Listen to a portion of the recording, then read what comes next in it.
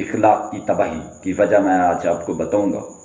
اسلام کہتا ہے انسان کو حسن اخلاق، محبت، شفقت، ہمدردی، شجاعت، سخاوت کو پیدا کرنا چاہیے، کیونکہ اسلام کے بانی جناب حضرت محمد صلی اللہ علیہ وآلہ وسلم کو اللہ رب العزت نے یہ گواہی دے کر پیدا کیا، یعنی تمہارے اخلاق بڑے عالیشان ہیں۔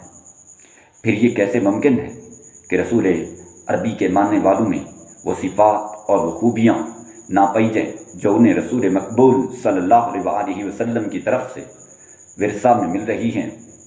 ایک کمیونسٹ مفکر نے اپنی تصنیف انسان خدا کی تلاش میں جہاں اسلام کے خلاف خوب دل کھول کر لکھا زہر اگلا ہے، وہاں اس بات کو تسلیم کے بغیر نہیں رہ سکا کہ محمد صلی اللہ علیہ وآلہ وسلم کی کامیابی اور دنیا کے سب سے بڑے انقلاب کی وحد وجہ محمد صلی اللہ علیہ وآلہ وسلم کے اخلاق حسنہ کا کمال ہے۔ وہ لکھتا ہے کہ یہ شخص اخلاق کے بلند ترین درجے کا حامل ہے۔ جب میں نے اس کی زندگی کے سینکڑوں واقعات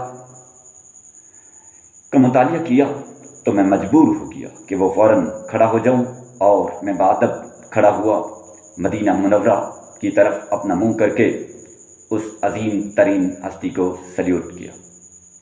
کیا آپ سرمایہ دارانہ نظام میں کوئی ایک واقعہ بھی ایسا بیان کر سکتے ہیں کہ اس نے انسانوں سے اس نے سلوک کا برتاؤ کیا؟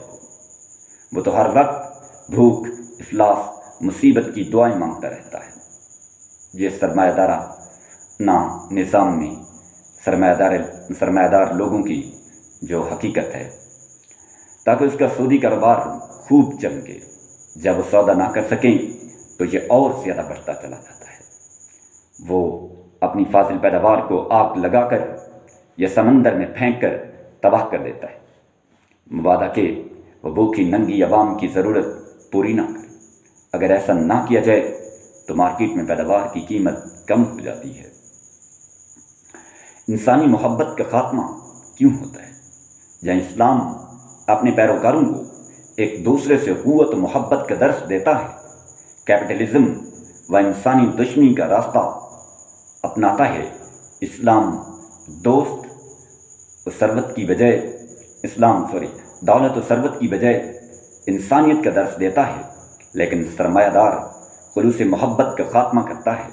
جب آدمی دولت کی تلاش میں اندھوں کی طرح دوڑ رہا ہوتا ہے اور وہ ہر باز ماتا ہے جو اس کی دولت میں اضافے کا سبب بنے، تو اسے انسانوں کا خیال تک بھی نہیں آتا۔ وہ صرف اپنا بھلا اور فائدہ کے متعلق ہی سوچتا رہتا ہے۔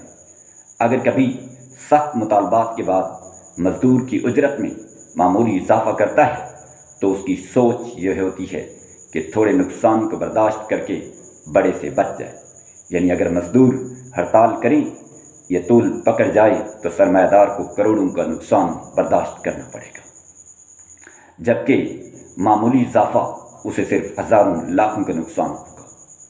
اسلام انسانوں کی ہمدردی اور محبت کا صلہ ہاتھ دے دیتا ہے۔ اسلام یہ سکھاتا ہے کہ اپنے بوڑھے ماں باپ کی خدمت کرو جب وہ بڑھاپے کی حد کو پہنچے۔ سرمایہ داری تو انسان کو بہت کم تر درجہ دیتا ہے۔ اس کی مثال قرآن پاک نے سورۃ الشعراء میں نازل فرمائی ہے۔